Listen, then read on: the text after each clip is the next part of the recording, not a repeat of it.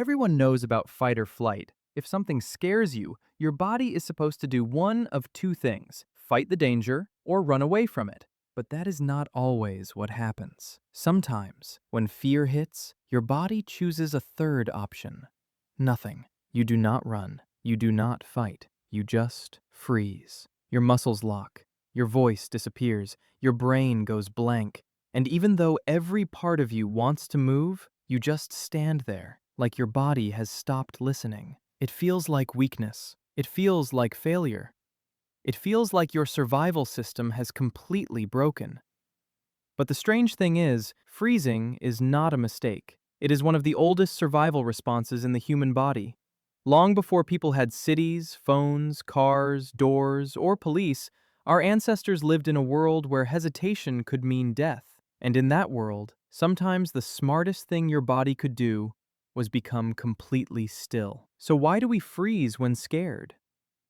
The answer starts millions of years before humans were anywhere near the top of the food chain. Fear is not really a modern emotion. It is ancient, much older than language, much older than reason, much older than the part of you that says, "Calm down, you're being dramatic." That is why fear often feels faster than thinking. You hear a sudden noise behind you, and your body reacts before you even know what it was. Your heart jumps, your muscles tense, your breathing changes, your eyes widen.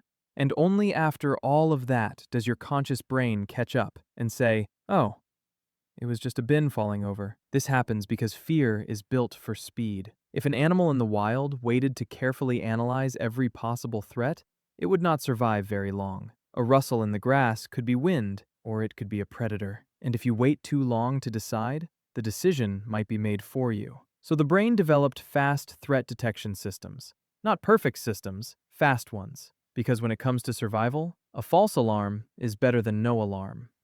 It is better to panic at a harmless sound than to ignore the one sound that was actually dangerous. This is why fear can feel irrational. Your brain is not trying to be accurate first. It is trying to keep you alive. Most people think fear has two settings: fight or flight. But in reality, the body has more options. One of the most important is freeze. Freezing usually happens in the tiny gap between noticing danger and deciding what to do.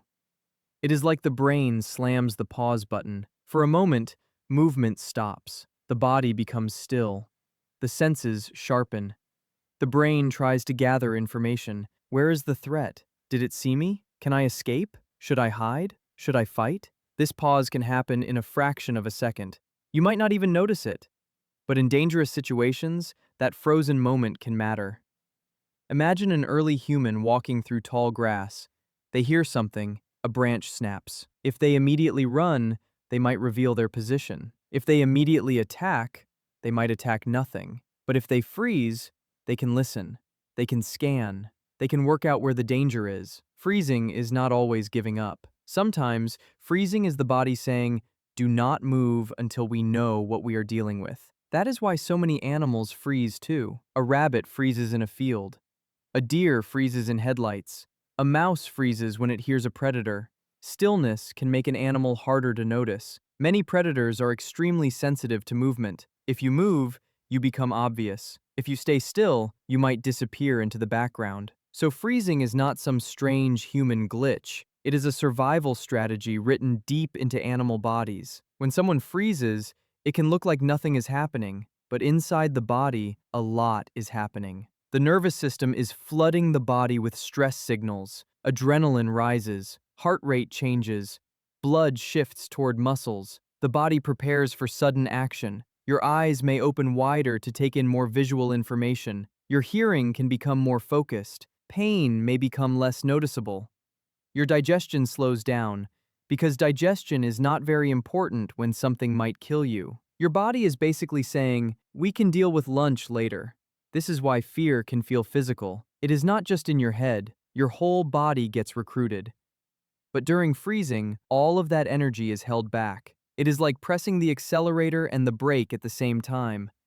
Your body is highly activated, but movement is temporarily blocked. That is why freezing feels so uncomfortable. You are not relaxed. You are not calm. You are tense, alert, and full of energy, but unable to release it. This can make time feel strange. A few seconds can feel longer. Your thoughts can become fragmented. You may remember tiny details very clearly, but forget obvious things. You might not be able to speak. You might not be able to make a decision. That is because extreme fear changes which parts of the brain are in control. The thinking, planning part of the brain does not always lead in moments of threat. Older, faster systems take over, and those systems care about survival more than dignity. One of the scariest parts of freezing is when you cannot speak. You want to shout, you want to call for help, you want to say something clever, but nothing comes out, or your voice becomes weak, or your words come out wrong. This also has roots in the survival system. Speech is actually a pretty impressive little trick. You need breath control, memory, planning, and a whole team of tiny face and throat muscles all working together at once. Most of the time, this happens so smoothly that you barely notice it. But when your body thinks you are in danger, it suddenly has different priorities. Your brain is no longer thinking, let's form a beautiful sentence. It is thinking, interesting, we may be about to die. So your breathing changes, your throat tightens, your mouth goes dry. Your body starts preparing for action. And just like that, talking becomes much harder. This is why people can freeze during arguments, presentations, confrontations, or emergencies. There does not even need to be a real predator involved. Your brain can treat social danger a bit like physical danger. Being judged, humiliated, threatened, or trapped can activate some of the same very old systems that once helped humans survive in dangerous groups. So stage fright can feel kind of ridiculous.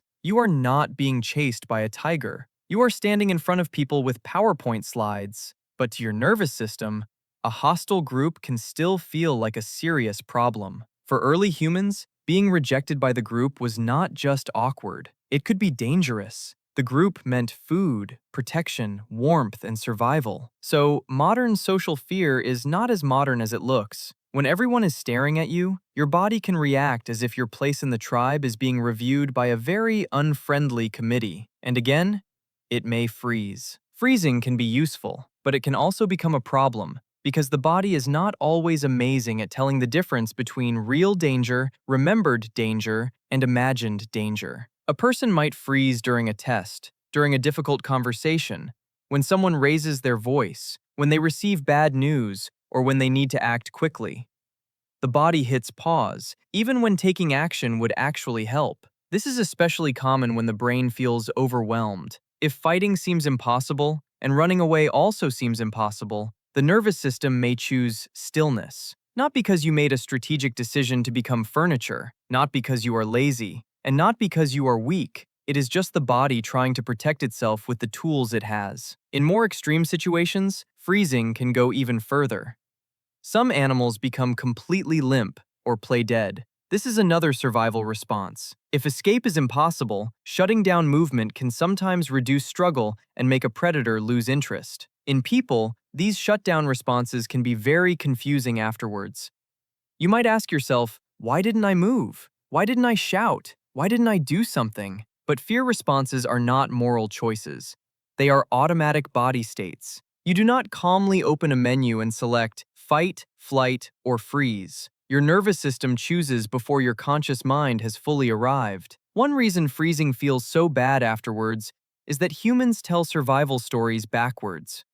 After the danger is gone, the thinking part of the brain comes back online. And from that safe position, everything looks obvious. I should have run. I should have spoken. I should have pushed back. I should have known what to do. But that is not how fear works in the moment. In the moment, the brain is not trying to create a perfect hero scene. It is trying to survive uncertainty. And uncertainty is one of the main reasons we freeze. If the danger is obvious, running might make sense. If the danger is close and unavoidable, fighting might make sense. But if the danger is unclear, unpredictable, or overwhelming, freezing can feel like the safest option. Do not attract attention.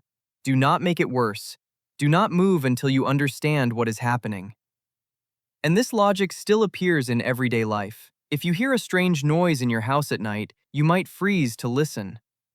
If a car suddenly swerves near you, you might freeze for a split second while your brain works out where it is going. If someone acts aggressively, you might freeze while trying to read their next move. The problem is that the modern world creates threats that are not always physical. Emails, deadlines, exams, arguments, social pressure, public embarrassment.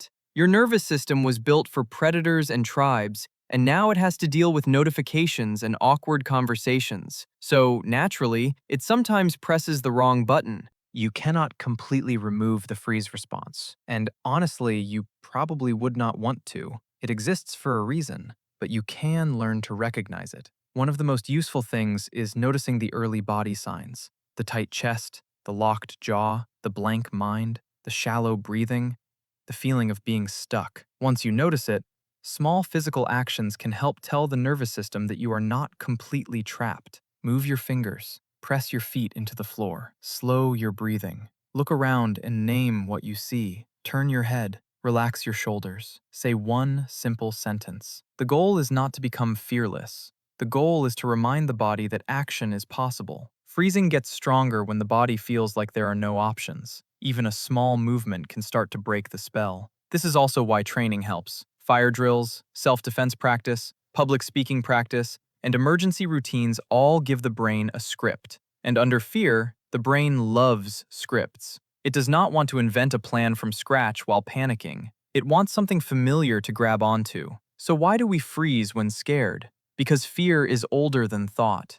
Because movement can reveal you. Because stillness can buy time. And because your body is not trying to be brave, it is trying to keep you alive. Freezing feels like doing nothing.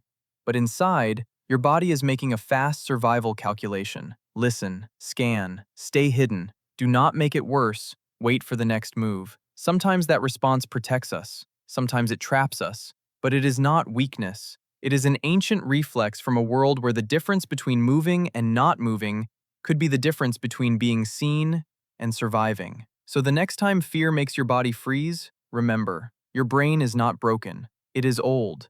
And for a few seconds, it is acting like the predator is still in the grass.